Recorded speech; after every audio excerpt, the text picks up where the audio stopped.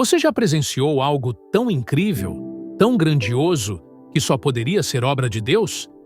Às vezes, somos colocados diante de situações que testam nossa fé, mas é justamente nesses momentos que Deus nos mostra o seu poder.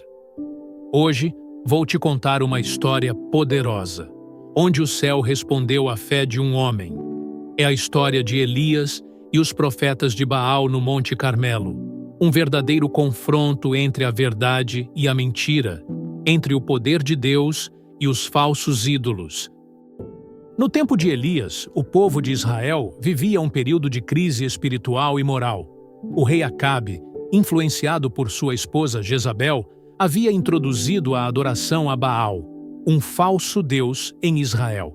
Baal era considerado pelos cananeus o deus da fertilidade, da chuva e da colheita.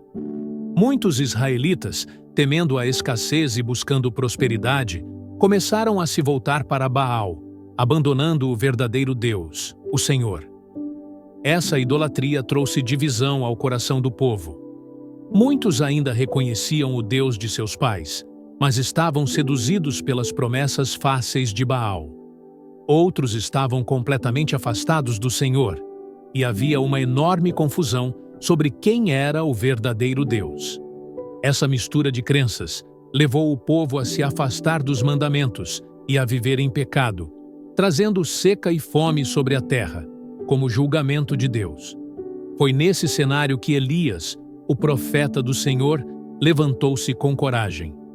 Ele sabia que era necessário confrontar diretamente essa falsa adoração e restaurar o coração do povo para Deus.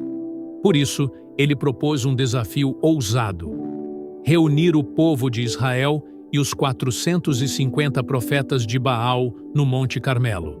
Ali, Elias estabeleceu a prova de quem era o verdadeiro Deus. Ele declarou: "Vocês vão preparar um altar para Baal, e eu farei um altar para o Senhor. O Deus que responder com fogo, esse será o verdadeiro Deus." Os profetas de Baal começaram logo cedo pela manhã, cheios de confiança e entusiasmo. Eles construíram seu altar, prepararam o sacrifício e começaram a clamar: "Baal, nos ouça!" Eles dançavam ao redor do altar, cantavam, batiam palmas e gritavam em busca de uma resposta. As horas passavam e o silêncio era absoluto. Nenhum som, nenhum sinal, nenhuma faísca de fogo. À medida que o tempo avançava, a frustração começou a crescer. Elias, que observava tudo com calma, começou a provocá-los. Ele disse: "Gritem mais alto." Talvez ele esteja ocupado meditando ou viajando. Quem sabe ele está dormindo e precisa ser acordado. Sua ironia deixou o momento ainda mais tenso. Desesperados, os profetas intensificaram seus esforços. Eles começaram a se cortar com facas e lanças, como era costume em seus rituais, até que sangue escorria de seus corpos.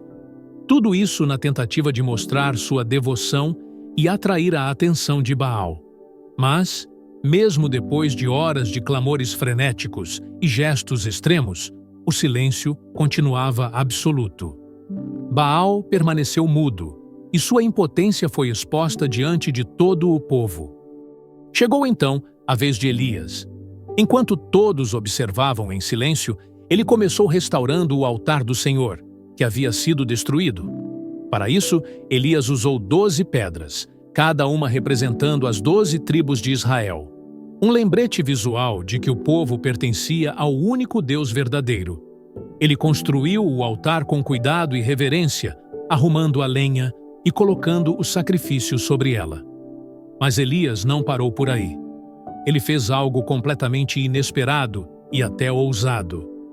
Pediu que trouxessem água, algo escasso devido à seca que assolava a região. Ele mandou que derramassem água sobre o sacrifício, sobre a lenha e até ao redor do altar. E, para garantir que ninguém tivesse dúvidas, ordenou que repetissem esse ato mais 2 vezes. No final, tudo estava completamente encharcado.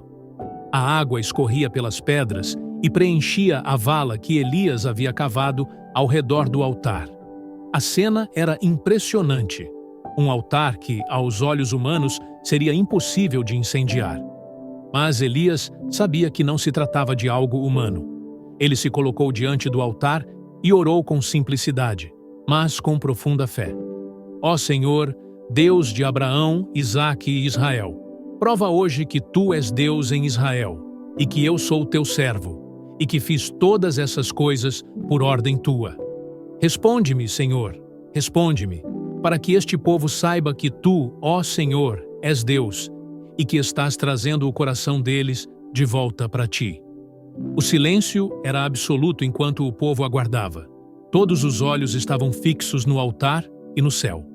O contraste entre a água, as pedras e a expectativa era palpável. Então, algo incrível aconteceu. De repente, fogo desceu do céu. Ele consumiu o sacrifício, a madeira, as pedras e até a água ao redor do altar. Era impossível negar. O Senhor é Deus. O povo ficou em choque e gritou: O Senhor é Deus! O Senhor é Deus! A fé de Elias trouxe o povo de volta ao verdadeiro Deus. Essa história nos ensina algo profundo. Deus responde àqueles que confiam nele.